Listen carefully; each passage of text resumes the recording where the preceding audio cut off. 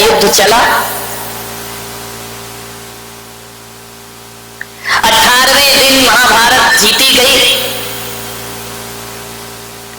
कुरुक्षेत्र में हजारों की तादाद में लोगों ने बलिदान किया, अपने अपने शौर्य का प्रदर्शन किया। और जब 18वें दिन अर्जुन ने महाभारत को जीत लिया, कुरुक्षेत्र के युद्ध को जीत लिया, हस्तिनापुर के सिंहासन पर युधिष्ठिर को प्रतिष्ठित किया गया। एक बात ध्यान रखना, मकान छोटा हो या बड़ा हो, एक गरीब का झोपड़ा हो या महल हो, तन्हाई तो सभी जगह एक सी रहा करती है। तन्हाई में बैठे हैं धृतराष्ट्र, सिर झुकाए, आंखों में आंसू, सब कुछ लुट गया देखते ही देखते। जिनके लिए सपने सजोए थे, जिनके लिए सब कुछ किया था, कोई नहीं बचा उस धृतराष्ट्र के घर में। ध्यान रखना, महल के एक कमरे में बैठे हुए धृतराष्ट्र नारायण श्री कृष्ण का प्रवेश हुआ। धृतराष्ट्र ने नारायण का अभिवादन किया और नारायण से पूछा कि हे नारायण, हे माधव, हे मधुसूदन, आज ये धृतराष्ट्र अकेला है इस महल में। जिसके 100 पुत्र और पौत्र हुआ करते थे, आज धृतराष्ट्र के पास कोई नहीं है। गांधारी है, वह भी आंखों में पट्टी बांध कर बैठी है। धृतराष्ट्र ने कहा कि माधव, जरा इतना बताओ कि मैंने अपने जीवन में ऐसा कौन सा पाप किया था कि मुझे 100 पुत्रों की लाश पर आंसू बहाना पड़े। माधव, इससे बड़ा दुख संसार में कोई दूसरा नहीं होता है कि पिता के कांधे पर बेटे की अर्थियां उठती हैं, अपने ही सामने अपने पुत्र की मौत हो जाए, अपने ही सामने अपना पुत्र दुनिया से विदा हो जाए, और मैं अभागा धृतराष्ट्र आज यहां बैठ करके विलाप कर रहा हूं, रो रहा हूं। नारायण, मैंने अपने 100 जन्म खंगाल कर देख लिए, मुझे ऐसा कुछ नजर नहीं आया। ऐसा कौन से जन्म में कौन सा पाप हुआ था जिसके कारण मुझे 100 बच्चों की लाश पे आंसू बहाना पड़े। नारायण, जरा ये तो बताओ कि तुमने भी मुझे समझाया, शांति का प्रस्ताव लेकर आए थे, द्रोणाचार्य, कृपाचार्य, सबने मुझे मार्गदर्शन किया, मेरा अनुज विदुर मुझे समझाता रहा, लेकिन मुझे कुछ समझ नहीं आया। हे कृष्ण, मैं युद्ध नहीं चाहता था, मैं इसे टालना चाहता था, लेकिन दुर्योधन दुशासन की समझ ना आया। अब आज कृपा करके मेरी आत्मा को शांति मिले। मैं आत्मगिलानी से भर रहा हूं, अपने ही खानदान के रक्त से सने हैं मेरे हाथ। बस इतना बताओ मधुसूदन कि मैं नियति को बदल क्यों नहीं पाया, मैं नियति का परिवर्तन नहीं कर पाया, मैं होनी को नहीं बदल पाया। लाख मन को समझाया, क्या वजह है कि मैं होनी को अनहोनी ना कर सका। कृष्ण ने कहा, राजन, ये तुम्हारे ही कृत्यों का परिणाम है। एक बात ध्यान रखना, नारायण कृष्ण का कर्मयोग कहता है कि आदमी को जो कुछ भी प्राप्त होता है उसके कर्मों के फल से प्राप्त हुआ करता है। और यही जैन दर्शन कहता है कि यहाँ कोई किसी का दुश्मन नहीं होता, कोई किसी का मित्र नहीं होता है। आज तुम जिस स्थिति में आकर बैठे हो या जिस स्थिति में पहुंचे हो, इसके उत्तरदायी कोई और नहीं, हमारे ही कृत्य हुआ करते हैं, हमारी ही करनी हुआ करती है। ध्यान रखना, आज तुम्हें जो भी मिल रहा है, सुख मिल रहा है, तो भी तुम ही कारण हो। दुख मिल रहा है तो भी तुम ही कारण हो, सम्मान मिल रहा है तो उसके जिम्मेदार भी आप ही हैं, और अपमानित हो रहे हैं तो उसके जिम्मेदार भी आप। घर स्वर्ग जैसा है तो उसे स्वर्ग बनाने में आप ही जिम्मेदार हैं, और घर नरक जैसा है तो उसे नरक बनाने में आप ही। जब जैसी करनी वैसा फल, आज नहीं तो निश्चित कल। नारायण कृष्ण ने कहा कि राजन, महाराज धृतराष्ट्र, ये बात 100 जन्मों की नहीं है। धृतराष्ट्र ने कहा कि मैंने 100 जन्म देख लिए, कुछ नजर नहीं आता। मैंने ऐसा कौन सा पाप कर लिया था कि मुझे 100 पुत्रों पर रोना पड़ रहा है। नारायण कृष्ण ने कहा, बात 100 जन्मों की नहीं है, बात तो 100 जन्म से पहले की है। रोकिए, ले जाओ उठा के। ये कंप्यूटर इंटरनेट का युग है, बाप आंख से डर सकता है, बेटा नहीं डरता है। विचार करिए। कृष्ण ने कहा कि आज से 100 जन्म पहले तुम बहुत बड़े सम्राट थे। धृतराष्ट्र ने कहा कि मैं सम्राट था? बड़े बड़े संवेदनशील थे, बड़े दयालु थे, आपके अंदर न्याय था, न्याय प्रिय शासक थे तुम। तुम्हारी यश कीर्ति सारी दुनिया में फैली हुई थी। धृतराष्ट्र ने कहा कि हे माधव, क्या 100 जन्म पहले किए कर्मों का फल भी प्राप्त होता है? तो कृष्ण ने कहा कि कुछ कर्म ऐसे होते हैं जिनका फल तुरंत मिलता है, कुछ कर्म ऐसे होते हैं जिनका फल साल भर बाद मिलता है, कुछ कर्म ऐसे होते हैं जिनका फल 20 साल बाद मिलता है, कुछ कर्म ऐसे होते हैं आदमी के जिसका फल बुढ़ापे में मिला करता है, और कुछ कर्म ऐसे होते हैं जिनका फल अगले जन्म में मिलता है, और कुछ कर्म ऐसे होते हैं जिनका फल जन्म जन्मों के बाद प्राप्त हुआ। हजारों वर्षों के बाद भी कर्म अपना फल दे सकता है। कर्मों का कोई ठिकाना, कोई लाख करे चतुराई, कर्म का लेख मिटे ना रे भाई, कर्म का लेख मिटे ना रे भाई। इस दुनिया में कर्म के आगे चले ना किसी का जो, इस दुनिया में कर्म के आगे चले ना किसी का जो।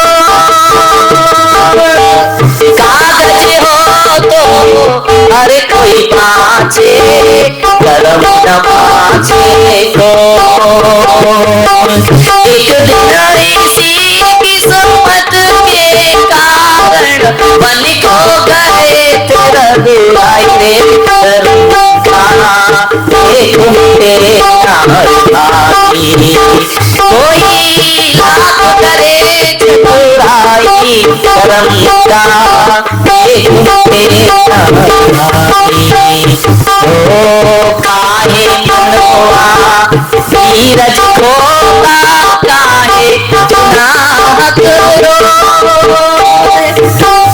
अपना सोचा कभी नहीं होता, कर्म चाहे हो राजा चाहे भिखारी, चाहे हो राजा चाहे भिखारी,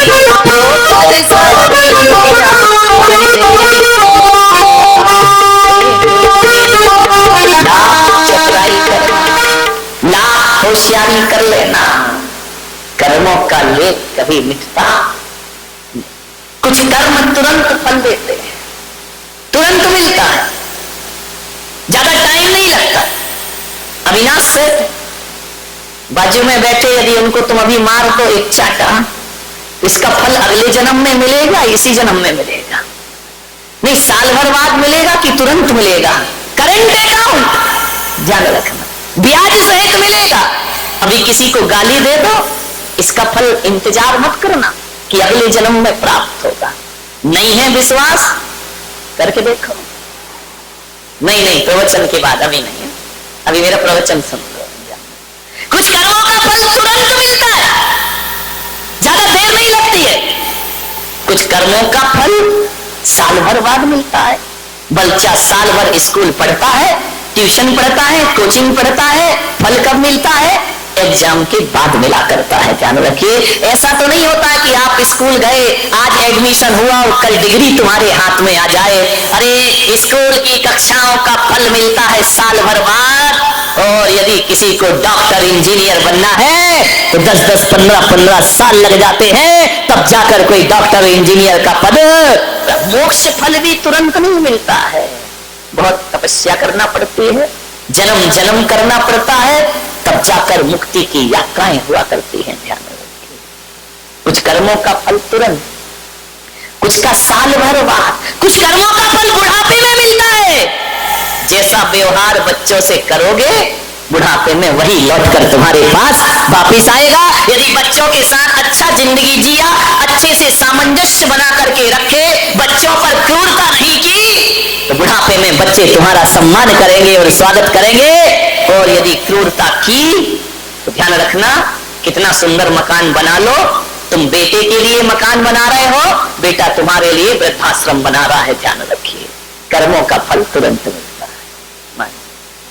धृतराष्ट्र, 100 जन्म पहले तुम बहुत न्यायप्रिय राजा थे, सारी दुनिया में तुम्हारी धाक थी, लेकिन तुम में एक कमी थी। एक बात ध्यान रखना, 1000 गुण हमारे जीवन में हो और एक अवगुण आ गया तो 1000 गुणों में पानी फेर दिया करता है। 1000 लीटर दूध रखा हो और उसमें एक बूंद नींबू की गिरा दी जाए तो पूरा दूध फट जाया करता है। आपसे मेरा निवेदन है कि गुणों का विकास हो या ना हो, हमारे जीवन में हमें अवगुणों से बचना चाहिए, क्योंकि एक अवगुण पूरे जीवन को बर्बाद है। महाराज, एक अवगुण था आपके अंदर, आप भोजन प्रिय थे, आपको भोजन बहुत अच्छा लगता था, आप अपनी रसना इंद्री को नहीं जीत पाए थे। और आपका वही स्वभाव था कि भोजन यदि बेस्वाद बनता था तो थाली फेंक दी जाती थी। महाराज, सारे गुणों में एक अवगुण ने आपकी जिंदगी बर्बाद कर दी। आप भोजन प्रिय थे और एक रसोइया आपका भोजन बनाता था, और एक दिन उस रसोइया को अच्छी सब्जियां प्राप्त नहीं हुई और उसे मालूम था कि यदि देर हो गई तो राजा मुझे मृत्यु दंड प्रदान कर देगा। उस रसोइये ने महल के पीछे जाकर के एक हंस के बच्चे को लेकर के आया और खाने को कुछ नहीं था। आप तो न्यायप्रिय शाकाहारी थे, लेकिन रसोइये ने हंस के बच्चे का मांस आपको खिला दिया। इतना मिर्च मसाला तेल उसमें डाला गया, आप समझ नहीं पाए कि ये क्या है, और रसोइये ने हंस का बच्चा खिलाया। आप खा गए महाराज, ना आपने देखा, ना विचार किया, ना आपने सोचा, उस मांस को आपने खाया और इतनी तारीफ करी उस रसोइये की, अपने गले का हार उतार कर उसे इनाम में दे दिया। रसोइये ने कहा अब तो मजा आ गया। धीरे धीरे उस रसोइये ने प्रतिदिन इनाम की लालच में 100 हंसों के बच्चों को मार मार कर आपको खिला दिया। आप खाते रहे महाराज, खाते रहे, जिह्वा के लोलुपी हो गए।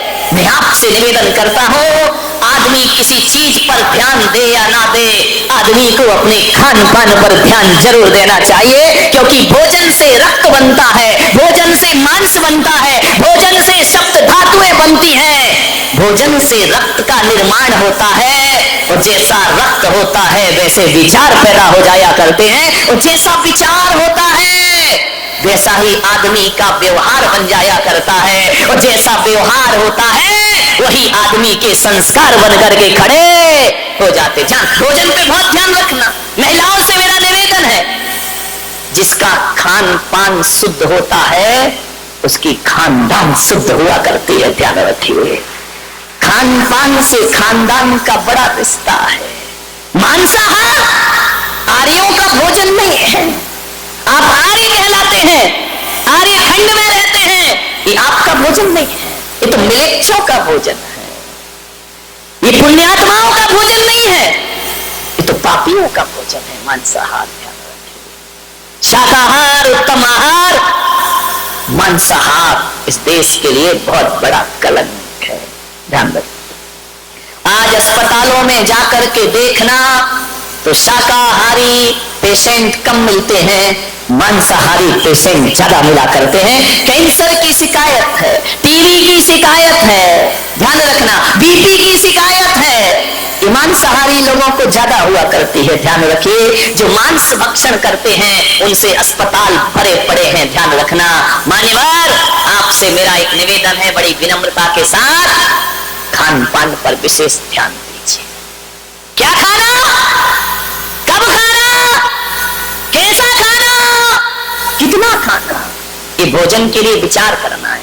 क्या खाना, कब खाना, कैसा खाना और कितना। पशु को डालते जाओ डालते जाओ डालते जाओ, वो मना ही नहीं करता है, खाते जाता है खाते जाता है। पशु के पास तो इतना भी विवेक नहीं है, उसे प्यास लगती है तो नाली का पानी पी लिया करता है, उसे प्यास लगती है गटर का पानी पी लिया करता है। लेकिन मनुष्य को प्यास लगती है, प्यासा मर जाएगा लेकिन नाली और गटर का पानी पीने को तैयार नहीं हो। मनुष्य विवेकवान है, मनुष्य ज्ञानी है, जानवर अज्ञानी है, वो कुछ भी खा सकता है। आदमी के साथ ऐसा नहीं है। क्या खाना और क्या नहीं खाना, ये विवेक जागृत करो।